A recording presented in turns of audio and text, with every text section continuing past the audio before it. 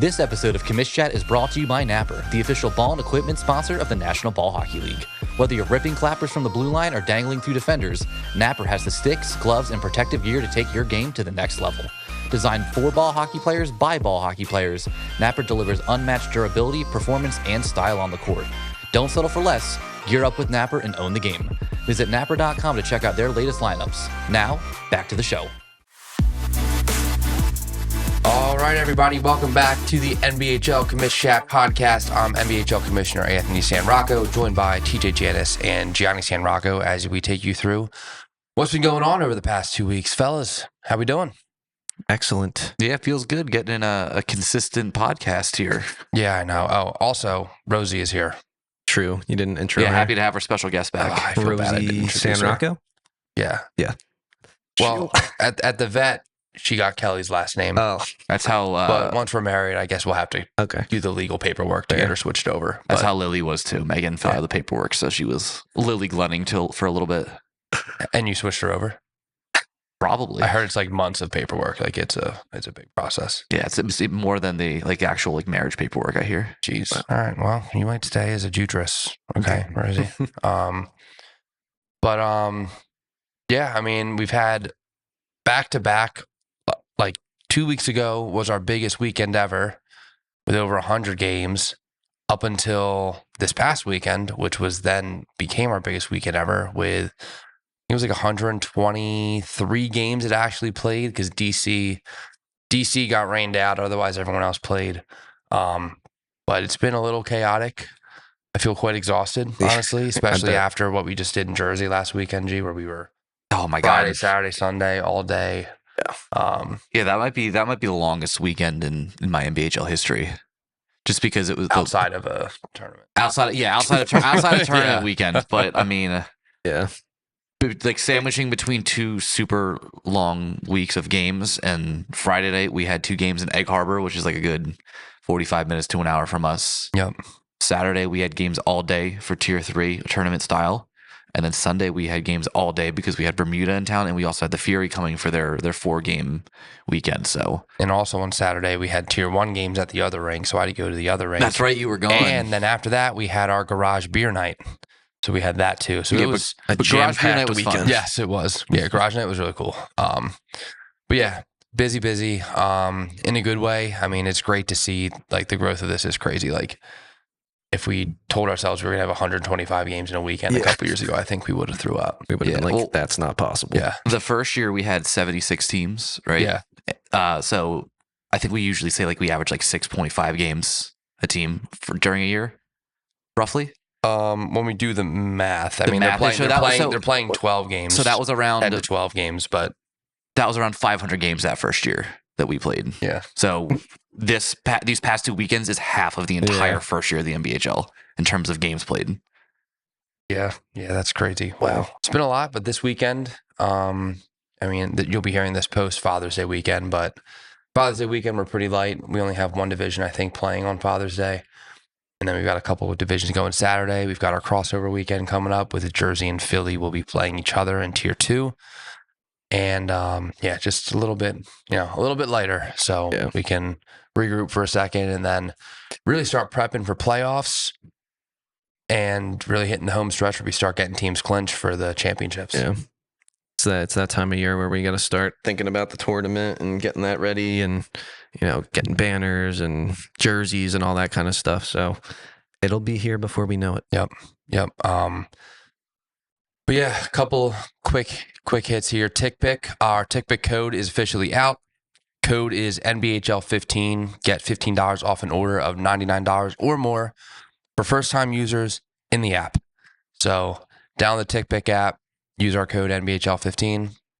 Save some money. Pays for your food and drinks at the event, hopefully. Or I mean, we're probably going to do a little staff Phillies game, so I'm sure maybe not me, but one of us will use the code and get some nice tickets for the Phils. Yeah, and then use that $15 to get a bucket of crab fries because that's what they cost. Yeah. now. I don't think it'll even get you that bucket of No, crab fries actually, anymore. It won't. Yeah. It definitely won't. Yeah, that's You crazy. can get like a hot dog and half a beer with that money. Half a beer. But yeah, TickPick code's out. And then NBHL store is also out. We've got the athletic t-shirts for everyone. We're working on those pocket tees still. They are coming. We were working on it yesterday, so we are getting there. Sorry, $17.50 for a bucket of crab fries at Citizens Bank Park. Wow. $17.50? That is insane. Yeah. For those of you who don't know what crab fries are, by the way, they are French fries made by Chickies and Pete's. It's a chain in South Jersey, Philly area, and they have like kind of like Old Bay seasoning on them. I don't know. It's not like exclusively a Chickies thing, but they're like the big people around here that The most famous crab fry, something like that. They probably, I think, is their slogan. But They're good. do they invent the crab fry? It's a Philly sports staple. I bet you there's someone who would be like, no, I know who invented the crab fry. It's so and so. So I'm not going to say that they invented it. Maybe the salty crabs. We don't know. Salty crabs. If you guys can chime in on that one, you should know your They are history. pretty salty.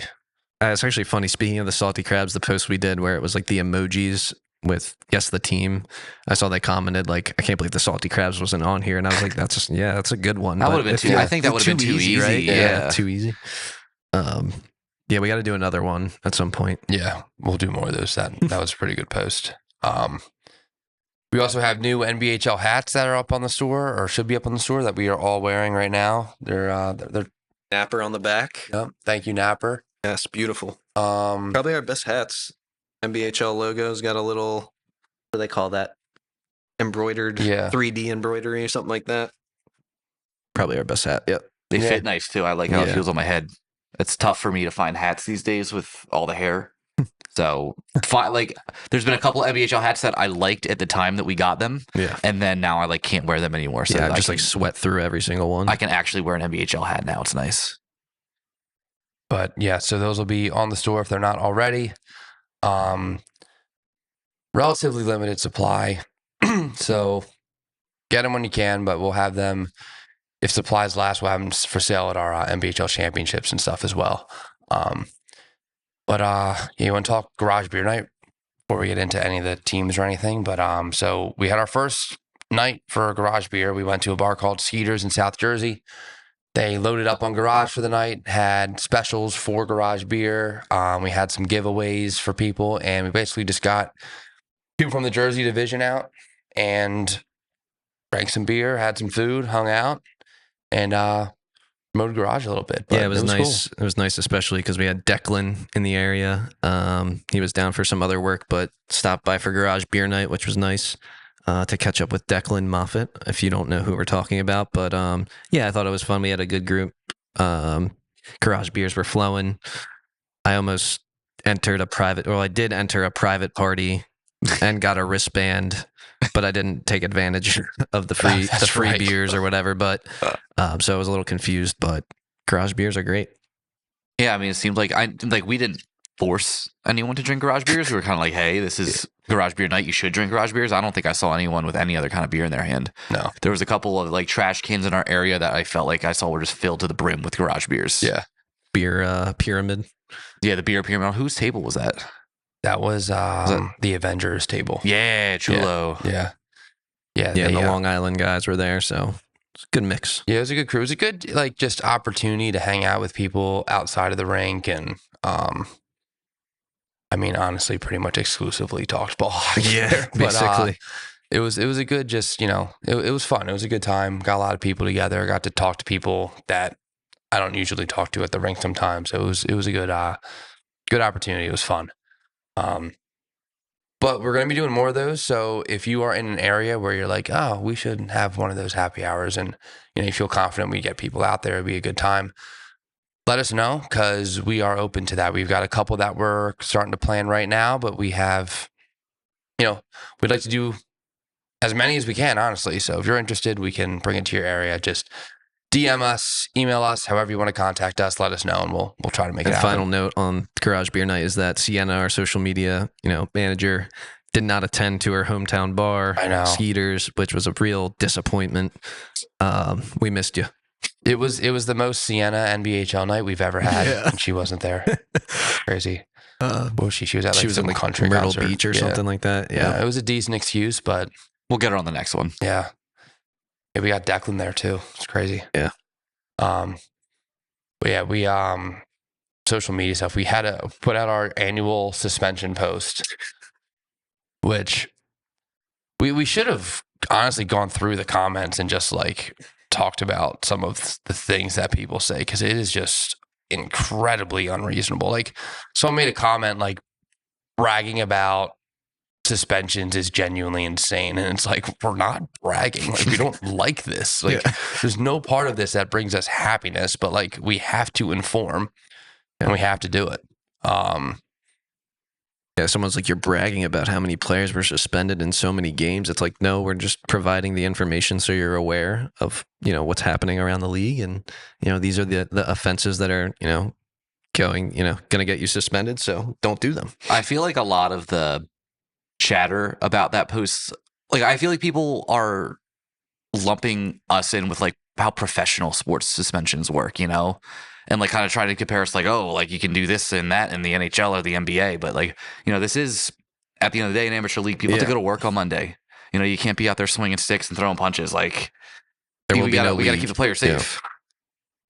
Yeah, another critique we got was for like roughings and slashings and suspending people for those things. And like, we're not just like, if you commit a roughing in a game, you slash somebody in a game, we're not suspending you unless you do something egregious. Yeah. And that's what people have done. They've done things where like, oh my God, like that is crazy. Like we have to give games for these things. You get suspended for a slash? Like what? It's like, no, dude, the guy like two-handed him. It's different. Yeah.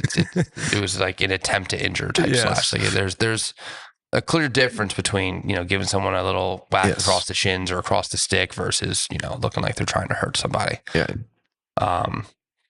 But yeah, always a fun post, a suspension post. It always gets a million comments, tons of engagement for us, which, I mean, like, what they say, there's no such thing as bad press, like, I guess, but like, it's always just like, I'll put my phone on Do Not Disturb for a day or so just because I don't feel like dealing with some of the chaos of those comments. Fair. Yeah, but Father's Day just passed. Happy Father's Day. We've got a bunch of students in this league who are graduating, whether it be high school, college. Congrats to you for graduating. And anything for you guys out there? Yeah, if you didn't graduate or like you thought you were, like, sorry, but just like be better. There's always next year, right? There's always next year. I was a winter graduated, Rowan. All right, some of us, that's good. Not all of us graduate in. No, it was a late winter graduation. I had a credit that got messed up transferring from community college. So see, like, he's the example. Like, just be better. Don't let that happen. Don't be like Gianni. Yeah, be better at calculus. Is my advice. I think I got the like lowest minimum grade for that class to pass. So yeah, it's like a C- or something. I got an A in the class, but I had to take a whole semester to only take that class. Because I couldn't go on to Rowan until I had passed it. So, but I did graduate magna cum laude. So there you go. Not a big deal. I was cum laude, so I feel a little. Anthony, what was your? I have no idea. Laude. I'm probably none because I don't remember.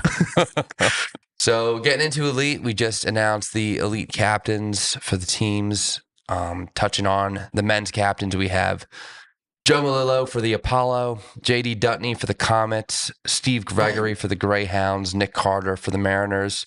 Got two Mass representatives in Carter and Dutney, Gregory from Pittsburgh, Malillo from Jersey, and I mean, I guess defense wins championships. 3 out of 4 defensemen there. Wow, yeah, I didn't even realize that. Yeah. It's a good leadership there, of course, with the national team experience and just their ability to play the game. I think good choices across the board. And if you want to look at the assistants, you can look on the Instagram, but also great choices. Yeah, I don't think any shockers for any of those captains, all guys with a lot of experience. I don't think anyone on any of their teams is going to be worried about who's wearing the letters. One note about the alternate captains that was pointed out to me is that on the Comets, alternate captain Evan Benedict is the only guy in that group of all the captains and alternates that has not played for USA ball hockey. Wow. At a junior or a men's level at all. Everyone else has either gone over for a junior team or a men's team. Shout out Evan. Congrats. Just a guy from outside Philly. Yeah. Then going into women's, captains are for the Angels, Ali Vakos, Hyenas, Elena Orlando, which I don't know if I've mentioned this on the podcast or anything, but when I was making highlight reels for the women's elite draft, Elena Orlando's was my favorite to make. she was just every battle in the corner. She just dominated people. It was sick. Nova's is Mel Clark, and then Orca's is Erica Simpson, who was on the team last year when they won it all. But again, 4 great choices. They're all natural leaders, and yeah, I know the GMs. I think maybe had struggled a little bit picking some of these captains across, the men's and women's chicks. There's just so many leaders and people who've been captains who've played at a high level. But yeah, we're excited for these 8 to lead these teams here, and yeah, just good crews. Yeah, I think that's like you said. I think that's a part of the excitement of the elite is having all of these really strong leaders who are leading teams or captaining teams on their own, and whether it be in the NBHL or other places, and having them all come together and play together, and really get to shine like in the elite division. Yeah, 100%. I agree. I think we'll see how the dynamics go as the season goes on, and who knows? Someone might get stripped the C. Oh, I don't know. Wow, that would be crazy. I don't think we have that capability, do we? I guess, well, it's a couple of months in between. Yeah, we could get we could order a New Jersey in time for the next weekend. Yeah, so GMs, if they're acting up, you do have the option. You can do what you need to do. But you got to pay for the New Jersey. Yeah, I guess you got to. Stripping the C comes at a cost. But yeah, Elite, we got more content, obviously, that we're going to be pumping out for that. We just posted something with, all the teams that are represented, like 50-something teams. It's almost every team in Tier 1, which we can transition into Tier 1 here because, oddly enough, the Renegades are dominating in Pittsburgh right now, and they have no players registered for Elite. Players? Must not be Elite. Yeah. Yeah. Well, hopefully, I know there's a big contingency of players, if that is the correct terminology, that are kind of waiting to see how it goes. So, hopefully we do a good job that makes them want to join next year. It's a new thing. We get it, but the Renegades are like on fire right now in Pittsburgh. Like, they were the last team to start. We've mentioned it before, how they start a little bit later because they've got some guys that are away in college and whatnot. Right now they are 6-0. Plus 21 goal differential. So yeah, 38 goals for is insane. Yeah. Oh my God. That's over 6 goals a game. If my math is right. Oh my goodness. Yeah. That's really good math, G. Magna cum laude. Yeah. They have 3 games with 7 or more goals. 1 was 10. Like, they've just been an offensive powerhouse. The least goals they score in a game is 4. And then on the other end of the spectrum, Hawks get their first win in a 1-0 game. Yes. Yeah. Yeah, it was big for the Hawks. They had a rough start to the season, but they've been competitive in honestly every game besides our opener against them. That was their toughest game of the season. But since then, they've had pretty tight matchups, and they needed to win to keep their playoff hopes alive, basically. Right. And they scored a clutch goal late. One of their young players that they added to the roster this year had a snipe from the blue line late, and it's a sick goal we posted if anyone hasn't seen it. But yeah, Hawks, big first dub of the season. They needed it, and they were able to they beat the Night's Watch in that win. That was a team earlier in the season that they had a late 1-goal lead in the game and kind of squandered it. Yeah, they lost it. They let in 2 late goals, and this time around they didn't make that same mistake again. They tightened it up, and they got Maddie the shutout, which was nice to see. Yeah, and then Mass, we don't have any updates because I don't think they've played since we last did an episode. I think they've been off for a little bit. They have more snow in July or June? Christmas in July. No, I think they had some games move, some games canceled, and then they have the beginning of June. They always have a couple tournaments that everybody plays up there. So no games, but we get them back in action. The 22nd. The weekend after Father's Day. Tier 2, we've got our first playoffs coming up in British Columbia, Tier 2. They get to crown their champion in June, and they get plenty of time to plan their way out here. We're hoping, we get the full team out there, at least a high percentage of them, but we'll be following that. They do some live streams on their Facebook page too. It's the VIBHL, or I think they use the NBHL page. Yeah. But yeah, 3-team division, so it's just a single loss elimination. So it'll be a pretty quick day for those teams. But just winner gets a spot in Jersey, and then whoever loses is hopefully back next year and helping us grow that division for 2026. Yeah, first Canadian division to send a team, not a team division. So yeah, it'll be fun to finally see them come out to Jersey for the championships, and first division to start, first division to go to playoffs. Yeah. And first division to name a champion. Yeah. Hopefully that extra time was going to give them, the players, an opportunity to plan ahead and make sure that they can get as many guys as they can get out to the championship, because it is a lot of time investment. It's, it costs money to get out here. So being able to time your flight bookings right and getting that time off for work, hopefully benefits them when it comes time to come to New Jersey, whoever it may be that wins. Yeah. Yeah, so and speaking of far distances to get to Jersey, and who have done it multiple times, are the now called San Francisco Bash. They make their debut this month in California. Have not played yet this season. They fly down from San Francisco down to Southern California. And we also have the Dallas-Fort Worth Marksmen flying in from Texas. So we have Southern California and San Diego. We got San Francisco, and then we have Dallas that'll all play each other a few times that weekend. And like we mentioned, we have crossover games in Jersey coming up. We have these going on in California as well. So we do allow some, we like to have the divisions play each other when it makes sense. And shout out to both Bash and the Marksmen who are willing to make that trip out there. Who'd they play last year again? Didn't they traveled to... The Marksmen, they flew to Denver last year. They played the Colorado Massive. Yeah. Yep. So we'll see how Bash looks this year. We'll see how the Marksmen do. They are coming off an upset loss to the Voodoo in I'm sorry, was it the Voodoo or the Gators? I'm going to get in trouble. The Raging Gators, I think it was. Yeah, it was the Raging Gators. I always mess them up for some reason because I did it in the power rankings too. But yeah, the Raging Gators pulled off the Tier 3 over Tier 2 upset in Texas a couple weeks ago. So that was nice. Mass, no updates. Hasn't really played. Midwest, they started off the only tier. So there's only 2 teams in Tier 2, the Counts and the Night Riders. The Counts played the Tier 1 Southsiders twice, lost to them both times. Then they also played the Tier 3. They play in Tier 3. Can we look that up real quick? Yeah. But I know that they did not win their Tier 3. So we had another Tier 3 over Tier 2 upset. Who the Counts played or who the Southsiders played? Who the Counts played. Night Riders and Motor City Rockets. The Motor City Rockets, right, Yes. right. So the Detroit Motor City Rockets.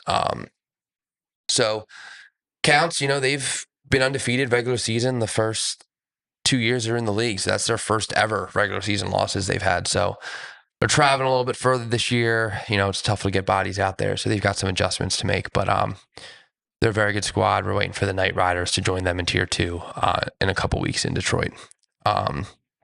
New England Tier 2 had another Michigan. Yeah. The Falcons. Drake Manning it was more of like he threw it up and then he batted it in kind of. Yeah. But from behind the net, it was, It's still an unreal goal to score. Yeah, I've been the victim of one of those in the NBHL before. Yeah. Doesn't feel good. I think we should have a new name for it when you bat it out of the air, because I feel like a Michigan stays on your stick. The Michigan can't. No. The Should Michigan. work. Leave a comment what you think the bat out of the air Michigan should be. You could be the one that strikes the name for all of ball hockey. Should we call it the Drake? Yeah. Wow. I'd rather that than the Cyan, because then I don't have to be remembered for it. That's fair. All right. Potential name the Drake, but let us know something better. So, yeah. Great timing for you to score that. Now you get to rename it after you. Yeah. Pittsburgh, McKee Sport Magic, still winning. Had a tight game. I believe it was over the Butler Bantams. They won by a goal, but they're still undefeated there. South Jersey Tier 2, the Atlantic City Fish. They started the season 1-2, started off super cold. They've now won 4 in a row and are tied for first place with the Space Pirates. So they're on a heater. In Texas, the Rougarou got revenge on the Dallas-Fort Worth Marksmen. They beat them last weekend after losing to them the first time they matched up. So big win for them. Their regular season's actually over. They finished 9-1. And DC got rained out, so we haven't had DC games since there. But tier 2, about we're pushing 60 teams there, and getting ready for that playoff push. A lot of these teams, because not everyone makes the playoffs in all these, but yeah, it should be fun. Keep an eye out of the having Texas and California play in a couple weeks. Those would be some fun games. But yeah, any notes there, boys? No, I mean, I've got my eye closer on the South Jersey division just because it's local to us, but it's been a lot of really good action. I think in years past, there's been some teams that have kind of been like the clear favorite to come out of the division, but this year really feels like a mixed bag. It's been a lot of really good, exciting hockey. You watch any tier 2 game, you have no idea who's going to win. Yeah, it's true. It's been some great hockey, and on video, it looks like it's kind of that way in a lot of other places too. Yeah. I mean, there's always a few teams that are, having tougher goes than others, but tier 2 is not very lopsided this year. It's pretty even across the board, I'd say. Whoever made that salary cap, genius work. And now we just got to fix tier 3 for all you sandbaggers out there, and you know who you are. You know exactly who you are. Moving on to tier 3 here. So Buffalo, we've got 6-team race in Buffalo tier 3 right now. All these teams are 5-2 or better, and they're putting up a lot of goals. Right now, the North Stars are in first place, but I mean, any given Sunday, really anybody can take it from them. They're in the sense that these top 6 teams are all really good, and it's a very strong tier 3, switching from Buffalo, where last year they were tier 1 and 2. The tier 3 looks really good. California, we had the B-sides fly down to SoCal from San Francisco, and the Last Licks also from there, named after their rink, the James Lick Arena. B-sides went 5-1, Last Licks went 1-5. Very good symmetry there. Yeah, I think speaking of the rink, I saw them comment on the Seattle rink. I think we discussed last podcast, but I think they're going to be cooking up a video similar for the middle school rink. Oh, are they? I think so. Oh, yeah, it's going to be a very good competitor for it. Yeah. But then, yeah, we've got Colorado flying in also, so we're going to have them there. I believe it's the same weekend that the Texas teams are there, or Texas team is there, and San Francisco Bash is there. So party in California. It's going to be a lot of people there. Damn, we should have went. Still can. True. It's not too late. Yeah. Didn't pass yet. Should go. We don't really have a trip this year. We haven't been to Cali division since that second year playoffs, right? It was a year that I played there. Yeah. And I guess last year we didn't really have did we go anywhere last year? I guess just your bachelor party, really. Which kind of felt like an NBHL trip anyway. Yeah. Yeah. Well, we didn't go, but there was Scotland last year too. Scotland, true. Yeah, I did that. Yeah. Losers didn't make the team. Embarrassing. We had other priorities. Then where are we at? Florida here. The Villains and Venom are pretty neck and neck for that championship spot. They've been having some battles throughout the years or throughout the weeks. It's just, they're pulling off some tier 3 over tier 2 upsets too. They've won some games that way. So those two teams look really, really strong in Florida tier 3. Midwest tier 3, new teams here. We didn't really know what to expect. Like St. Louis was a team. We had never seen any of these players before. Motor City Rockets had some players that had been in the NBHL back in 2022 when we had our Detroit division, but it's been years. And, the Cristeros, there's some Chicago players. We have the Dukes from, from Columbus. Yeah. And then we've got the, what's it called? Why am I drawing a blank? I feel so bad I'm drawing a blank right now because I've talked to them so much about stuff. The Midwest Misfits, that's right. So the Midwest Misfits in there. So we've got 5 teams in that tier 3. Cristeros went 4-0. They're in first place right now, but a lot of 1-goal games, a lot of overtime games, a lot of battles. We posted some footage of them. That was a lot. They gave us a lot of content to work with that first weekend. Isn't the Cristeros like a makeup of the Snipers from last year? Yeah, some of the Snipers players. Which came to the championships, right? Yep. After going undefeated, I think. No. In the regular season? I don't know. We can probably look, I guess. I will look, but They didn't. They were close.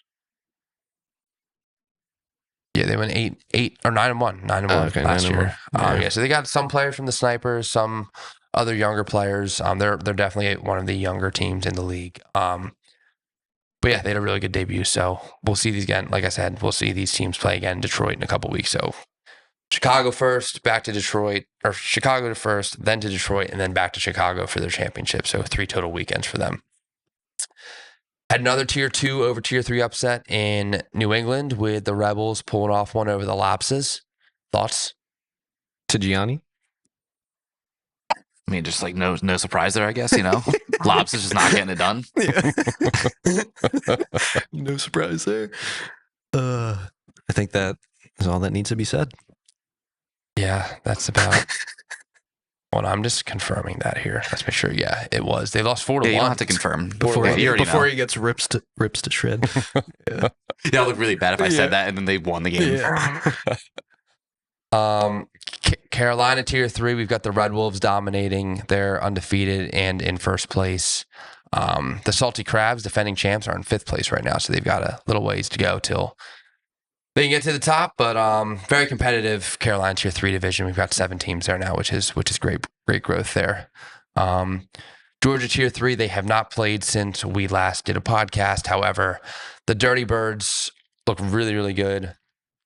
And they shed a lot of their top-end players that are now playing Tier 2 in Florida on the Florida Red Roosters, and still were very dominant their opening weekend. They looked very strong down there. Long Island Tier 3, North Jersey Tier 3 are both led by undefeated teams, Super Gremlins being the defending champs from Long Island Tier 3, and the Lumberjacks, an expansion team. They have been really, really dominating. Gremlins have had some tight games. Lumberjacks have been a little more lopsided, but both those teams look really strong. I keep seeing the Super Gremlins. They're on the highlights all the time. They've got some really nice goals that they've scored. They've got some players who've got some nice hands that can bury them. Oh, yeah. Yeah, and then Pacific Northwest, they debuted. We posted about it. People seem to really enjoy the rink in Winthrop. I would love to get there if it were more accessible. More convenient. Yeah. But the rink's beautiful. The Seattle Old Snacks are in first place, but the Wenatchee Nature Boys gave them a loss. They are named after Ric Flair. It is approved by Ric Flair. It's named after his cannabis company, Ric Flair Drip. But Ric Flair somewhere has got an NBHL jersey. Wow. And I believe it's number 69. So wouldn't expect anything else. Like legitimately they gave him a jersey? Yeah, the only jersey this year we printed with the last name on it was for Ric Flair. It's kind of wild. We need a picture of him with that or something. Yeah, we need a jersey. Rick, if you listen to Commish Chat, get us a pic, please. Got to imagine he does, right? He's got to be tuning in every week. Yeah, I would think so. Pittsburgh East Division, we've got the North Hills Reapers still dominating there. We've got the South Hills Invaders that have risen to the top of Pittsburgh West. There's a lot of teams that were kind of in the mix. They've kind of had some big wins. Invaded the division. Ooh, yeah. Very well played. The Trash Pandas have risen to the top of the South Jersey East Division with the Red Coats right there with them. I think Trash Pandas have more games played. Red Coats did beat the Trash Pandas head to head. Both the teams look really strong. And then on the west side, let's talk about Bermuda. Go ahead. Finish it off. Yeah. That's it. I don't know where I was going with that, but I guess let's start with their schedule. Have we explained to the viewers what their schedule looked like this weekend? I don't think so. So no. They came to New Jersey to play 6 games this first weekend. So they're playing like a prorated schedule, kind of like the California teams have done, the Bashers, where they're only playing 8 games during the season. And then their playoff ranking will be percentage based. And so they played 6 of those games this weekend. So they played 2 Friday night, 3 Saturday, and then 1 Sunday. They were playing in South Jersey. They were playing at the Choice Inline Arena and the Marge Martin Sports Complex, but they were staying in Atlantic City. All their teammates, they're coming to the States. They want to stay somewhere cool and fun, have a good time while they're out here playing hockey. So they stayed in Atlantic City. For those of you who don't know, that's like probably an hour from the rinks in Gloucester. It's where all the casinos are, beaches, fun stuff. It's a good place to come visit if you are in town. And they asked, "Hey, could we get some?" Well, yeah. I'm trying to represent my state. All right. Yeah. But they asked if we could get some Friday night games for them because they wanted to be able to go back to AC on Saturday night and Sunday night to go out and have a good time.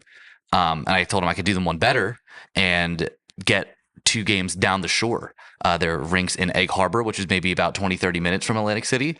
We got the home team, Atlantic City Bonefish. That's where the rink that they play out of. They agreed to play them there. We got another team, the Monroe Crease Monkeys. They came out to play them there, so they were able to play 2 games in Egg Harbor. First time they ever had games down the shore. They played another 3 games the following morning and another one Sunday and won all 6. Yeah, they were nasty. They were very, very good. Bunch of beauties too. The guys were like just awesome. They were just hung around the rink, like just they fell in love with Wawa. Really? I know they loved Wawa. How could you not? Yeah, and the one thing they were telling me is, so in Bermuda there's no tax. Everything is like based off of Hot Topic tariffs. So like everything that gets imported into the country has like a tariff attached to it. So if you buy a $300 hockey stick, there's a 25% tariff. And that makes it, $400. Yeah. So they went to Pure Hockey in New Jersey, and they had people like from Bermuda asking for them to buy stuff. They said they spent. Funny. Guess how much they spent? $3,000. I'm gonna go like 6,000. They said they spent over $10,000. God. Oh my God. How are they even? All right. So I mean, just bringing them all on the plane, I guess. Hockey sticks these days. That's only like 30 sticks. Yeah, they're like, yeah. I hope we don't get them in trouble or something for this because, like, I don't know what the rules are, but they just smuggled hockey sticks into Bermuda. Yeah, this legal reasons. Yeah, well, maybe we'll send them this clip and be like, "Hey, can we say this or no?" And if they say yes, I guess we can leave this in because that's pretty funny. Yes. But yeah, they spent a ton of money on hockey sticks. Honestly, really unnecessary. They should have just gone to napper.com and used the NBHL promo code to buy sticks and have them sent right to them. I feel like they just need a hockey stick store on the island. Because the island is like, I learned a lot about Bermuda this I don't weekend. know anything. Like, island's pretty small. It's like 22 miles wide. Only one hospital. It, yeah, I don't know. But they resorts, right? Like, yeah, I don't know. Yeah, and that's where the Masters Worlds will be this year in November, I believe. But yeah, just a great group of guys. It was so cool having them be a part of this. I think everybody was pretty excited about it.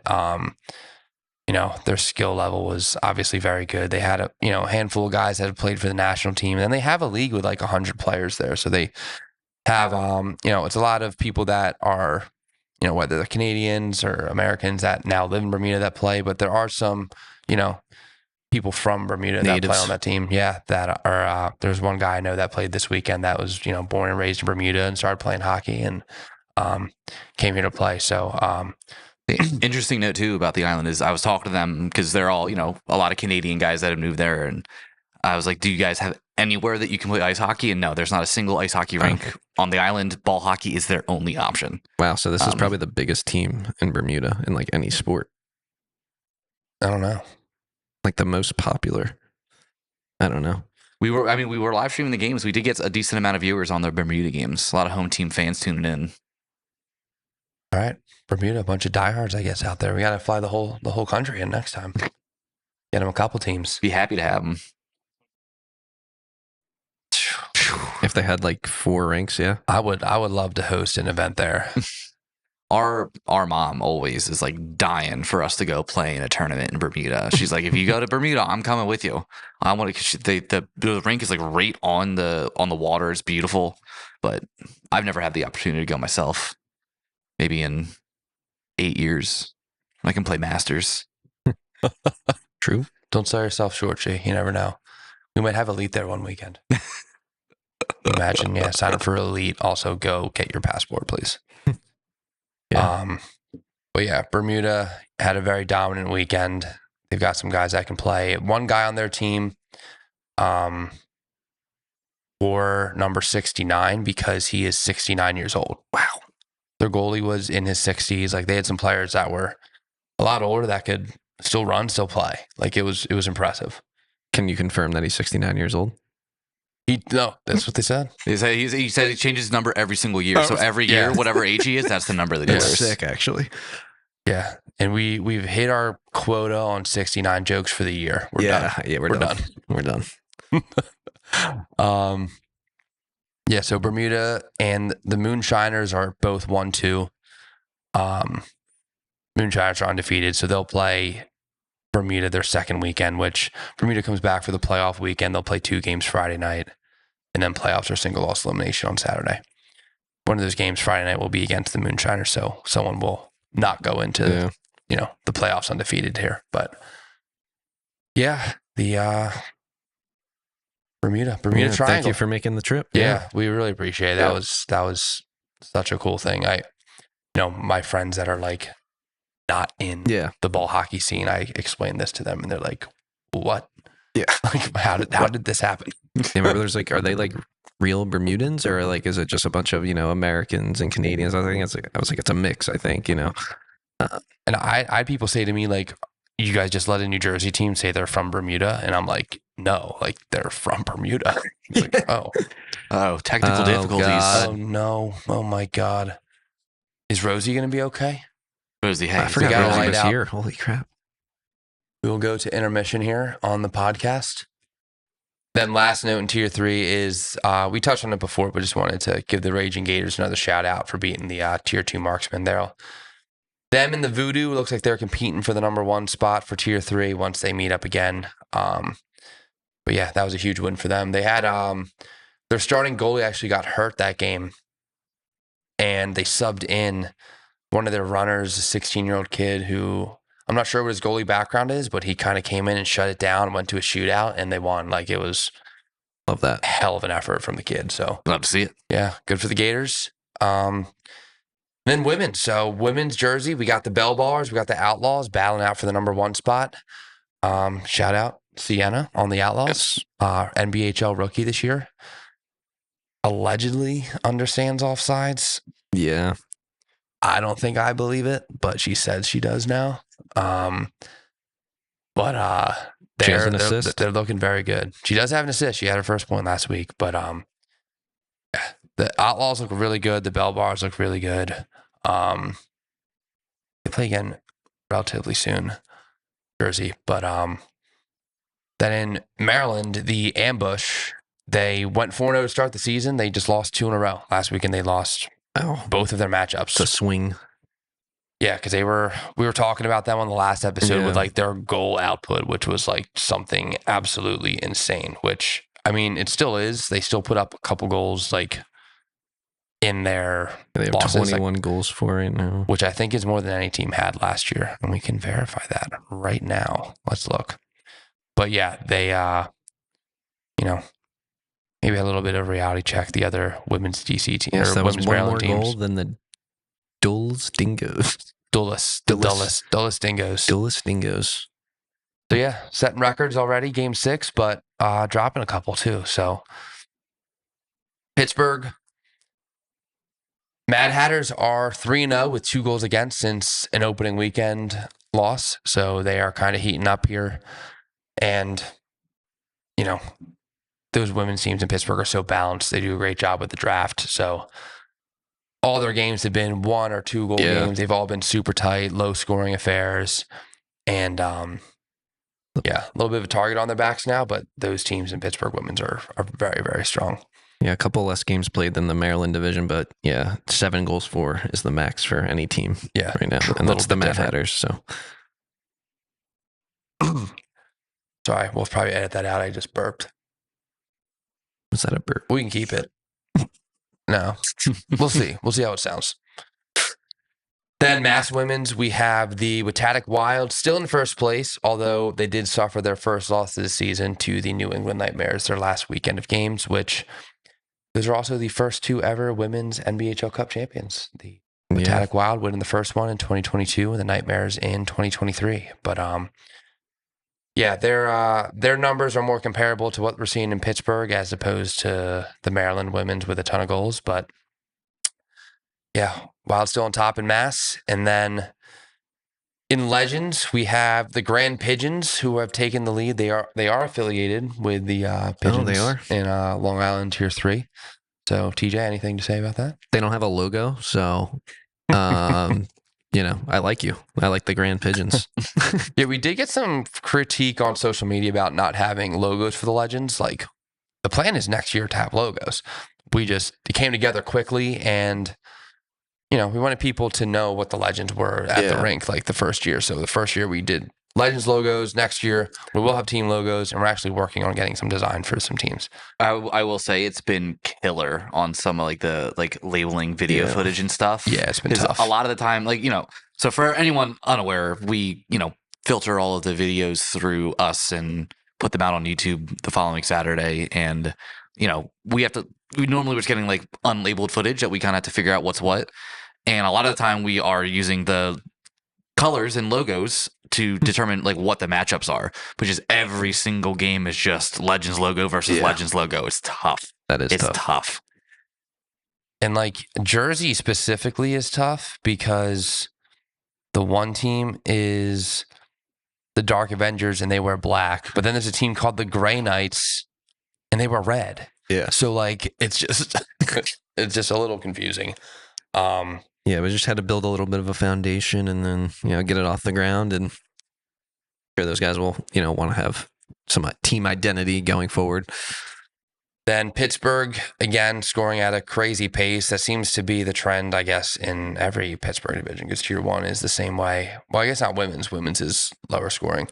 But yeah, the Legends division, we've got the, who's in first place right now? The VHC? Yes, VHC, which stands for hockey club or something, veteran hockey club. I forget exactly. I think it was Veterans Veterans Hockey Club. I think right. I remember seeing it somewhere along the way. That seems right. Could be wrong. Let us know.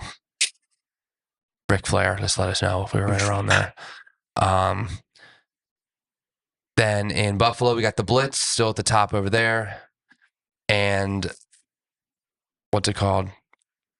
In all of the Legends here, there's only one remaining undefeated team. Do we know who they are? I think it's in Jersey, right?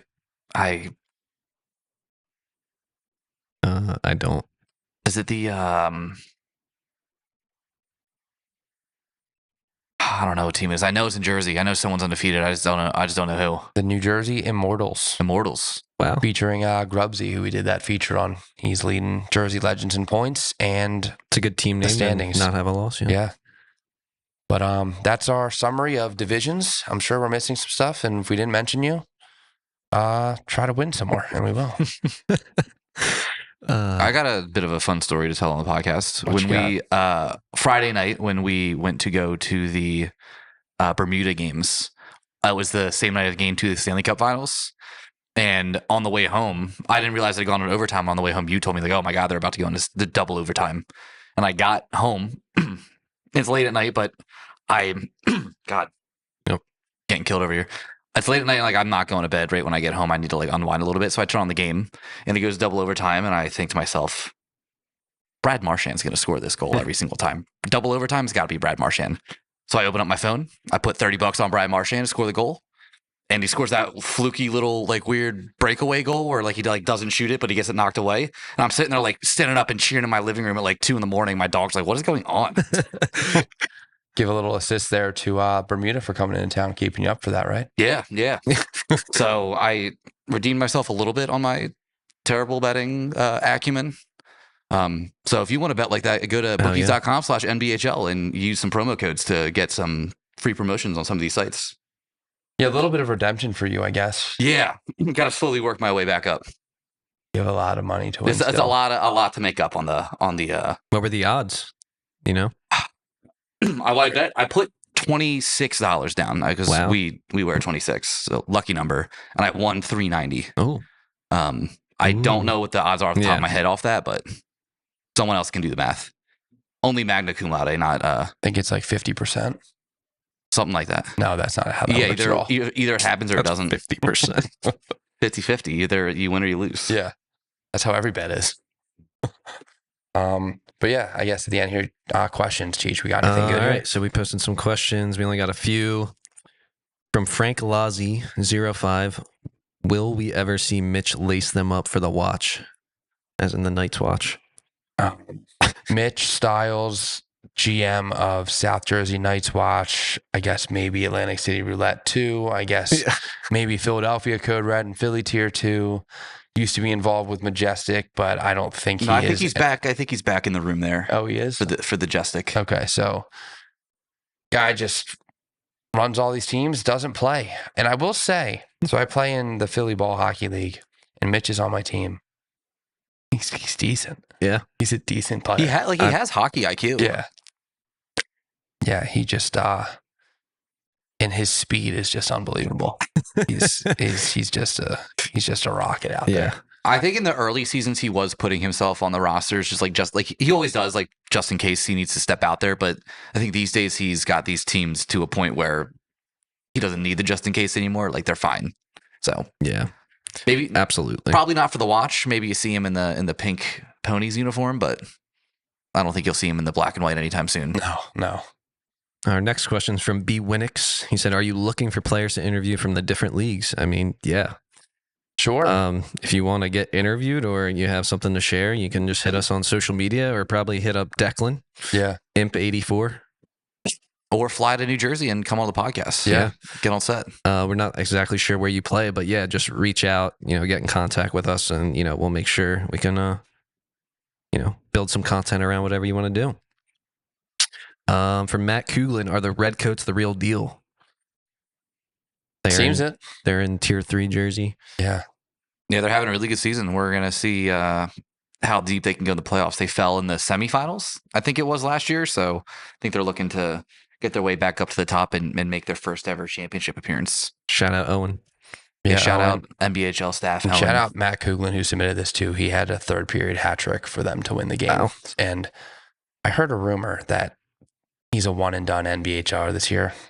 That's a crime. Yeah.